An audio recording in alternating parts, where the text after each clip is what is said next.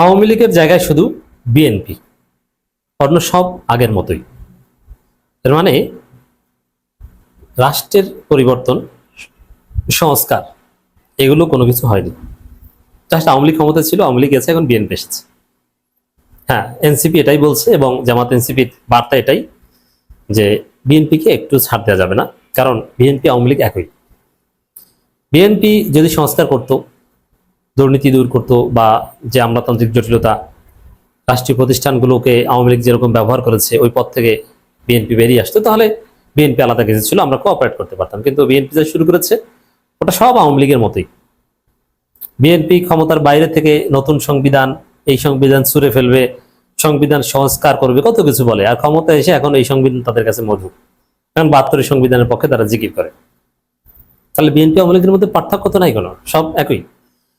চাঁদাবাজি আওয়ামী লীগ আমলে হতো, বিএনপি আমলে হচ্ছে, বরং চাঁদাবাজি আর ভয়াবহ রূপ ধারণ করছে, আওয়ামী লীগের চেয়ে অনেক ভয়াবহ পর্যায়ে চাঁদাবাজি করছে। একটা এক্সাম্পল দিয়ে দেখেন, এই যে ডাক্তার কামরুল ইসলাম, যিনি বিনা টাকায় 2000+ কিডনি প্রতিস্থাপন করেছেন এবং জাতীয় পুরস্কার পেয়েছেন। এই ডাক্তার কামরুল ইসলাম এই যে তিনি 2000+ কিডনি প্রতিস্থাপন করেছেন, এই 2000-এর মধ্যে কমপক্ষে 1900 বা তার বেশি প্রতিস্থাপন করেছে আওয়ামী লীগ আমলে, আর 100 হয়তো বা আওয়ামী লীগ পালানোর পর। এর মানে ডাক্তার কামরুল ইসলাম তিনি যে স্বল্প টাকায় বা যে উন্নত বিশ্বমানের চিকিৎসা দেন, তার যে মহানুভবতা, এটা তো আওয়ামী লীগ আমলেও চলে আসে। এমন না যে আওয়ামী লীগ পালানোর পর তিনি আত্মপ্রকাশ করেছে।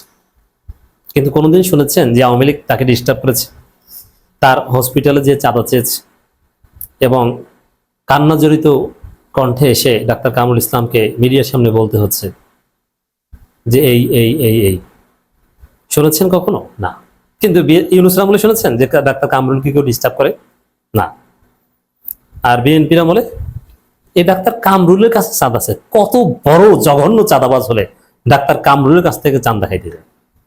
এটা লিমিট তো আছে ভাই। দলের সাবেক মহাসচিব খন্দকার দেলোয়ারের পরিবার কাছ থেকে চাঁদা খেয়েছে বিএনপি, কতটা জঘন্য এবং নোংরা। আওয়ামী লীগের আমলের সবকিছুই আছে, বরং অনেক কিছু আরো খারাপ হয়েছে। অর্থনীতিতে সেই লুটেরারা এসালমকে আবার ফিরিয়ে আনছে। পরিবর্তন কি? কোনো পরিবর্তন আমরা দেখি না। তাহলে বুঝেন দর্শক, আওয়ামী লীগের আমলে সবকিছু আছে, 72 সংবিধান আছে, চুপ্পু আছে, এবং পিএসসি কিংবা বিভিন্ন সাংবিধানিক প্রতিষ্ঠান, কোনো কিছুতেই কোনো সংস্কার আমরা দেখি না। রাষ্ট্রীয় প্রতিষ্ঠানগুলো নিরপেক্ষ হবে, যোগ্যতার ভিত্তিতে নিয়োগ হবে, প্রমোশন বা পুলিশ প্রশাসন এগুলো নিরপেক্ষ হবে, জনগণের আস্থার জায়গা হবে, এগুলো আমরা কিছু দেখছি না। সবকিছু দলীয়করণ, বিসিবি দখল করছে। বিসিবি আওয়ামী লীগ যেভাবে চালাতো তার চাইতে জঘন্যভাবে চালিয়েছে। আওয়ামী লীগ এমপি মন্ত্রীদের স্ত্রী সন্তানেরা এভাবে বিসিবিতে ছিল, কোনোদিন দেখাতে পারবেন না, কিন্তু এখন কিন্তু আছে। তাহলে কি দেখা গেল? বাস্তবে নাহিদ ইসলাম বলেছেন আওয়ামী লীগের জায়গায় শুধু বিএনপি, বাকি সব আগের মতোই। আমরা তো দেখি যে আওয়ামী লীগের জায়গায় শুধু বিএনপি, বাকি সব আগের চাইতেও খারাপ হয়েছে। এজন্য বিএনপিকে আর কোনো ছাড় দেওয়ার সুযোগ নেই। বিএনপির বিষধাত এখনই যদি আপনি ভেঙে দিতে না পারেন, তাহলে আপনার সামনে ভয়াবহ পরিস্থিতি অপেক্ষা করছে। দর্শক, নাহিদ ইসলাম নানান বিষয়ে মুখ খুলেছেন, কথা বলেছেন। নাহিদ ইসলামের বক্তব্য এখন তাৎপর্যপূর্ণ। নাহিদ ইসলামরা যে শক্তি অর্জন করছেন, তাতে বিএনপির বিষদাঁত ভেঙে দিতে নাহিদ ইসলামদের ভূমিকা থাকবে অত্যন্ত তাৎপর্যপূর্ণ। এজন্য নাহিদ ইসলামরা কি বলছেন বা তার মোটিভ কি, এটা খুবই সিগনিফিকেন্ট। তেল সংকট নিয়ে সরকার নাটক করছে, সংসদে বলছে এক কথা, মাঠের চিত্র আরেক কথা, এবং সরকারের এই নাটক নাহিদরা জাতিকে বুঝিয়ে দিচ্ছেন, ডাক্তার শফিকুর রহমান জাতিকে বুঝিয়ে দিচ্ছেন। অভ্যুত্থানে রাষ্ট্র ক্ষমতার পরিবর্তন হলেও আসলে কিছুই বদলায়নি বলে মনে করছেন জাতীয় নাগরিক পার্টির আহ্বায়ক ও সংসদের বিরোধী দলীয় চিফ হুইপ নাহিদ ইসলাম। আদালতের বিচার প্রক্রিয়া কোনো উন্নতি হয়েছে? আদালত আগেও সরকার দলের প্রভাব থাকতো, এখনো থানায় সরকার দলের লোকের ক্ষেত্রে 7 খুন মাপ, আর বিরোধী দলের লোককে ধরো, অথবা থানায় যে ঘুষ, সরকারি বিভিন্ন সেবানীতি যে ঘুষ, একটু কমেছে বরং বেড়েছে। তাহলে আমাকে একটু বলেন যে লাভটা হলো কি? কিছুদিন লাভ ছিল, ইউনূসের আমলে অনেক লাভ ছিল, ইউনূসের আমলে অনেক কিছু পরিবর্তন হয়েছে, কিন্তু তারপর কাঙ্ক্ষিত পরিবর্তন হয়নি। ইউনূসের আমলেও দুর্নীতি ছিল, বাট অনেক কিছুই পরিবর্তন হয়েছিল, তারপরও কিছুটা হলো। এবং আমি জাস্ট পরিবর্তন ক্ষেত্রে দেখি যে আমরা হাসিনার আমলে কথা বলতে পারতাম না, বাক স্বাধীনতা ছিল না, গুম হতো। এখন হাসিনা পালানোর পর বাক স্বাধীনতা পেয়েছিলাম, কিন্তু বিএনপি ক্ষমতা আসার পর আবার সেই বাক স্বাধীনতা নাই। আপনি চিন্তা করেন, চিফ হুইপের কার্টুন একজন কন্টেন্ট ক্রিয়েটর শেয়ার করেছে ফেসবুকে, তাকে গ্রেপ্তার করা হয়েছে এবং তিনি আবার এটা অস্বীকার করছেন।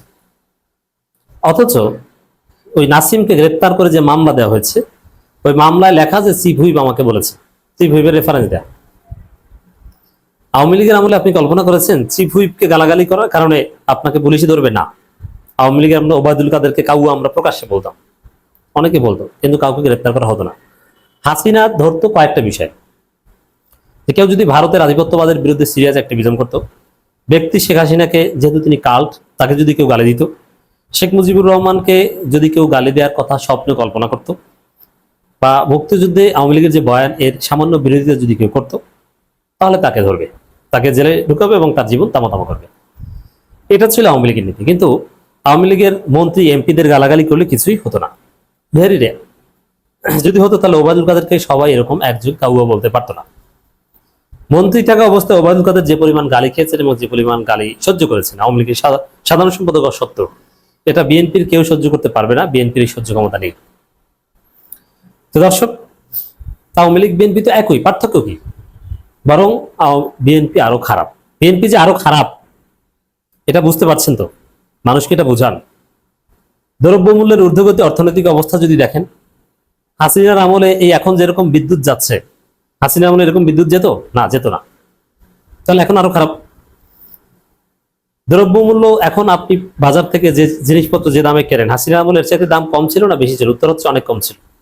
এই যে এলপিজি গ্যাস আপনি যে দামে কেনেন, হাসিনার আমলে বাংলাদেশে আমার জানা মতে, আমি অতটা জানি না, কারণ বাংলাদেশে থাকলেও আমি বাজার করা বা এগুলো আমার লোক আছে, এগুলো আমি সাধারণত করি না বা করার প্রয়োজন হয় না, কিন্তু জানি এই যে সবচেয়ে ভালো গ্যাস হচ্ছে বেক্সিমকোর যে গ্যাস, নিরাপদ এবং উন্নত মানের, দামও বেশি, এবং গ্যাসের যে বোতলটা অত্যন্ত হালকা, 1 কেজির কম ওয়েট, আধা কেজি হতে পারে।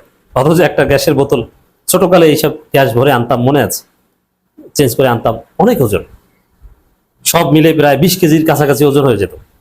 12 কেজি গ্যাস থাকলে বাকি 8 কেজি হচ্ছে বোতলের ওজন, বা আরো বেশি হতে পারে, আমি শিওর না, কিন্তু সেখানে আধা কেজি। এই যে ভালো মানের যে গ্যাস, ওটার দাম হাসিনার আমলে সর্বোচ্চ আমি যেটা খোঁজ রেখেছিলাম কত, লেস দেন 1900, 850 এরকম। এখন সেটা আপনি 2000 টাকা 2200 টাকা পর্যন্ত আপনাকে লাগবে। তাহলে আপনি চিন্তা করেন হাসিনা আমলের চাইতে কতটা ভয়াবহ পরিস্থিতি তৈরি হয়েছে। সর্বক্ষেত্রে বিদ্যুতের দাম, জ্বালানির দাম অনেক বেড়ে গিয়েছে। হাসিনা আমলের চাইতে এখন প্রায় 25% বেড়ে গিয়েছে, সবকিছু বাড়ছে, কিন্তু ইনকাম কিন্তু 4 আনাও বাড়েনি। তাহলে বাস্তব কথা হচ্ছে যে আওয়ামী লীগ গেছে, আওয়ামী লীগের জায়গায় শুধু বিএনপি, আর অবস্থা আগের চাইতেও খারাপ।